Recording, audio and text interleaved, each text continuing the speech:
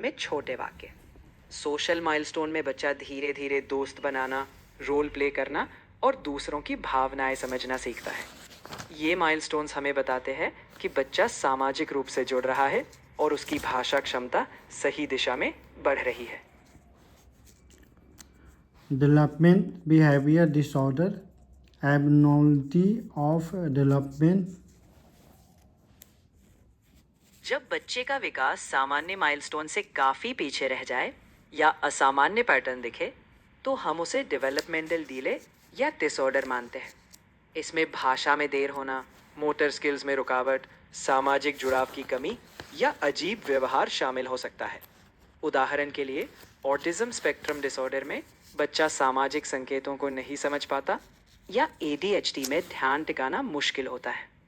अगर किसी भी क्षेत्र में लंबे समय तक डीले दिखे, तो जल्दी पहचान और थेरेपी से बच्चे को सही सपोर्ट मिलता है ताकि उसकी क्षमता के हिसाब से विकास हो सके। Behaviour disorder in children. बच्चों में व्यवहार संबंधी डिसऑर्डर का मतलब है कि उनका व्यवहार लगातार उम्र के हिसाब से असामान्य हो, जैसे लगातार गुस्सा, ध्यान की कमी, दूसरों को चोट पहुंचाना या नियमों की बार बार अवहेलना। ADHD, attention deficit hyper activity disorder या ऑपोजिशनल डिफायन डिसऑर्डर ODD जैसी स्थितियां आम उदाहरण है। इनका जल्दी पता लगाना इसलिए ज़रूरी है ताकि सही थेरेपी, काउंसलिंग और पेरेंटल गाइडेंस दी जा सके, जिससे बच्चे धीरे धीरे स्वस्थ सामाजिक और भावनात्मक व्यवहार सीख सके।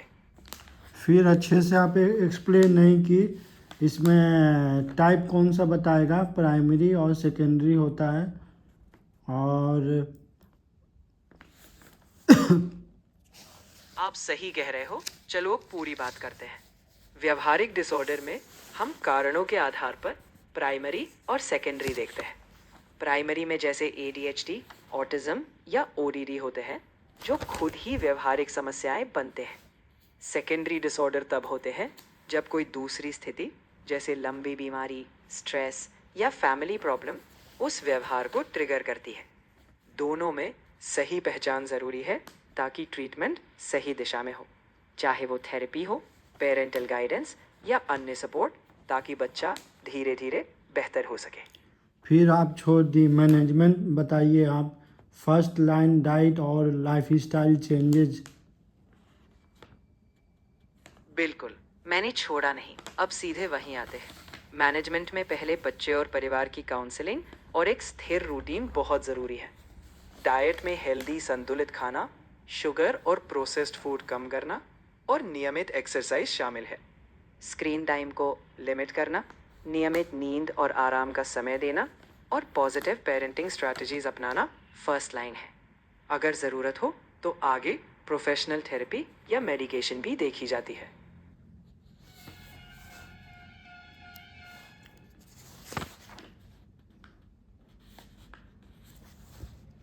फिर से बताओ, अच्छे से एक्सप्लेन करो शुरू से। चलिए अब पूरा ध्यान देकर आराम से समझते हैं। जब बच्चे में व्यवहारिक डिसऑर्डर हो, तो सबसे पहले हम उसे और परिवार को समझते हैं ताकि कोई शर्म या गलतफहमी ना रहे। उसके बाद डेली रूटीन को स्थिर करते हैं, खाने, सोने और खेलने का समय तय करते हैं, डाइट में पौष्टिक चीज़ें रखते हैं और अनहेल्दी चीज़ों को कम करते हैं। स्क्रीन टाइम कम करते हैं, बच्चे को फिजिकल एक्टिविटी देते हैं और पॉजिटिव पेरेंटिंग जैसे तारीफ देना अपनाते हैं। अगर ये पर्याप्त ना हो तो आगे प्रोफेशनल थेरेपी, काउंसलिंग या डॉक्टर की सलाह के हिसाब से ट्रीटमेंट होता है। प्यूबर्टी और एडोलेंस।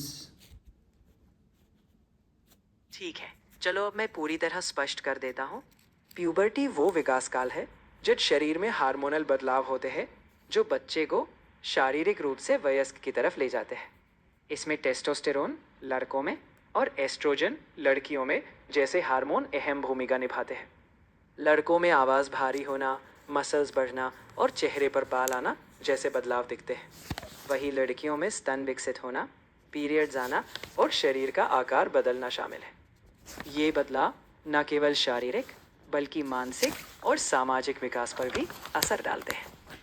इसीलिए प्यूबर्टी और उससे जुड़े हार्मोन दोनों ही बच्चे को बचपन से किशोरावस्था और फिर वयस्कता की तरफ आगे बढ़ाते हैं। Staging of the puberty in female. Puberty की स्टेजिंग के लिए हम टैनर स्टेजेस का इस्तेमाल करते हैं। फीमेल्स में स्टेज 1 प्री प्यूबर्टल होती है, यानी कोई बदलाव नहीं। स्टेज 2 में ब्रेस्ट बडिंग शुरू होती है और हल्के बाल आते हैं। स्टेज 3 में ब्रेस्ट बढ़ने लगते हैं, बाल घने होते हैं। स्टेज 4 में ब्रेस्ट और विकसित होते हैं, बाल वयस्क पैटर्न में होते हैं। स्टेज 5 में ब्रेस्ट पूरी तरह विकसित हो जाते हैं और प्यूबिक हेयर वयस्क पैटर्न में पूरी तरह आते हैं। ये क्रम हमें प्यूबर्टी के प्रोग्रेस को समझने में मदद करता है। Staging of puberty in female. पुरुषों में प्यूबर्टी के स्टेजेस भी टैनर स्टेजेस से आंके जाते हैं। स्टेज 1 प्री प्यूबर्टल है, कोई बदलाव नहीं। स्टेज 2 में टेस्टिकल्स बढ़ने लगते हैं और हल्के प्यूबिक हेयर आते हैं। स्टेज 3 में पेनिस बढ़ता है, टेस्टिकल्स और बढ़ते हैं और बाल घने होते हैं। स्टेज 4 में पेनिस लंबा होता है, टेस्टिकल्स और स्क्रोटम भी परिपक्व होते हैं और बाल वयस्क पैटर्न में आते हैं।